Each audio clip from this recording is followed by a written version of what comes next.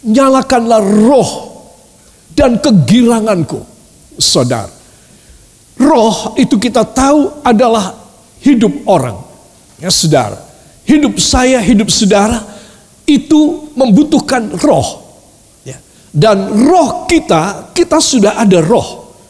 Tetapi hidup yang biasa saja, hidup yang jatuh bangun di dalam dosa, hidup yang dalam kekurangan, hidup yang tidak ada damai dan sejahtera, hidup yang di bawah bayang-bayang maut dari iblis. Tetapi ketika seorang menerima Tuhan Yesus, maka dia mempunyai Roh Kudus dalam hidupnya. Katakan, Roh Kudus dalam hidup saya. Ketika saya percaya dan menerima Yesus dalam hidup saya. Amin. Jadi saudara mempunyai roh yang baru di dalam hidup saudara. Nah, mulailah saudara hidup yang istimewa. Cari uangnya lebih mudah. Ya saudara, hati saudara tidak kemerungsung ketika sakit, ketika kekurangan, ketika apapun. Saudara mempunyai roh kegirangan dari Tuhan. Saudara, tetapi pada satu momentum dalam hidup kita, saudara, kita mengalami satu kejatuhan di dalam dosa. Apakah jatuh dalam dosa? Orang mempunyai stereotip yang salah, bahwa orang jatuh dalam dosa ini hanya mengenai soal bidang seksualitas saja. Tidak. Bidang apa saja, bahkan hal yang kadang-kadang kita anggap remeh, tetapi di mata Tuhan itu satu kejatuhan yang besar. Jadi semua pelanggaran terhadap firman adalah kejatuhan manusia di dalam dosa. Katakan, itu sebab saya tidak boleh melanggar. Amin. Nah, jadi dosa itu mudah sekali terjadi. Saudara mudah melakukan. Nah, apa yang terjadi ketika kita melakukan dosa? Ketika kita melanggar firman dan kita jatuh di dalam dosa, yang terjadi adalah Roh Kudus meninggalkan kita. Yang terjadi kegirangan, sukacita tidak ada dalam hidup kita. Itu sebab kalau saudara melihat orang sudah tahu berdosa, masih tetap saja. Kenapa? Karena dia belum menemukan kesenangan. Makanya dia tambah dalam, tambah turun, tambah merosot, tambah dalam, tambah dalam. Tapi dia tidak pernah menemukan kesenangan. Saudara, orang yang jauh dari Tuhan, dia tidak mempunyai Roh Kudus. Kalau tidak punya Roh Kudus, dia akan mencoba mencari kegirangan di dalam dunia.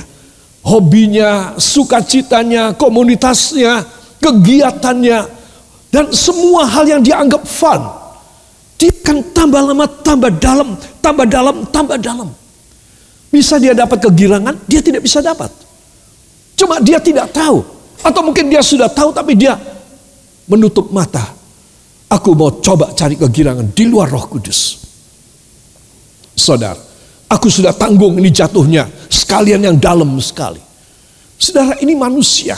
Itu sebab seorang anak Tuhan, katakan sebagai anak Tuhan, saya harus mempunyai cara berpikir yang berbeda.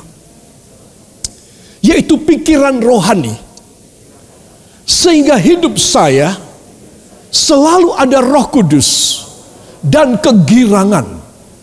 Saudara, tahu kegirangan itu apa? Ya, kegembiraan. Kegembiraan itu apa? Adalah obat. Itu sebab kegirangan ini luar biasa. Ya saudara, kalau saudara dan saya hatinya gembira, saudara engkau mempunyai imunitas yang tinggi. Amin. Ya, vitamin D3 bisa. Ya, NAC bisa membuat seseorang mempunyai kekebalan imunitas yang tinggi. Tetapi seorang anak Tuhan, bila dia mempunyai roh dan kegirangan dari Roh Kudus, maka dia mempunyai imunitas yang lebih tinggi lagi.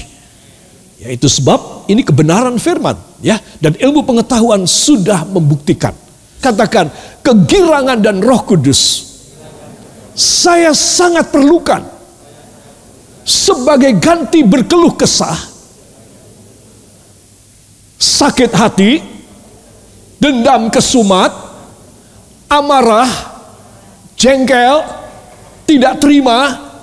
Saya mau ganti dengan kegirangan dan Roh Kudus. Amin. Nah, para kekasih, dengan pendahuluan ini saya ingin mengajak saudara masuk pada sebuah ayat yang pertama dari Mazmur 51 ayat 14. Mari kita akan baca di sini. 1, 2. Bangkitkanlah kembali padaku kegirangan karena selamat yang daripadamu, dan lengkapilah aku dengan roh yang rela. Amin. Roh yang apa? Rela. Nanti kita akan melihat kalimat yang janggal ini. Saudara yang kekasih, tetapi di sini kita melihat bangkitkanlah kembali. Katakan, bangkitkanlah kembali. Ya Tuhan, kegirangan karena saya sudah menerima keselamatanmu. Ya. Jadi rahasianya orang bisa girang, satu karena ada Roh Kudus, dua karena dia sudah diselamatkan. Jadi kalau seorang dia mempunyai keselamatan dari Tuhan, dia berhak untuk mendapat jatah kegirangan dari Roh Kudus. Tetapi kalau dia belum menerima keselamatan Tuhan Yesus, dia tidak bisa mendapat jatah kegirangan dari Roh Kudus. Jadi siapa yang bisa girang? Tidak sembarang orang. Mereka bisa melihat pelawak dan mereka bisa tertawa terpingkal-pingkal sampai jungkal 3 kali. Saudara, tapi mereka tidak mendapat kegirangan. Ya saudara, mereka hanya fun saja. Dan itu beda dengan kegirangan. Kegirangan ini hanya diberikan oleh Tuhan kalau orang menerima keselamatan Tuhan Yesus. Sebab itu kalau saudara belum merasa aku selamat apa enggak ya, maka saudara harus yakinkan diri saudara. Ketika engkau mendengar firman yang saya sampaikan, dalam hati saudara berkata, Tuhan Yesus, engkaulah sang juru selamat saya. Tolong selamatkan saya. Ampuni segala dosa saya. Dan sucikan hidup saya dengan darah-Mu yang kudus. Supaya saya menerima keselamatanmu. Amin. Dan pada kesempatan pertama ada baptisan air di gereja Anda. Masuklah dalam baptisan air. Itu tanda bahwa saudara dimeterai menjadi orang yang selamat. Nah, kalau saudara sudah mendapatkan keselamatan, maka saudara mempunyai jatah kegirangan dalam hidup saudara. Saudara mempunyai jatah Roh Kudus dan mempunyai jatah kegirangan dari Tuhan. Amin. Jadi saudara sudah tahu ya chemistry-nya. Saudara harus nomor 1 apa? Selamat. Nomor 2, mempunyai jatah menerima kegirangan dan Roh Kudus. Amin. Haleluya.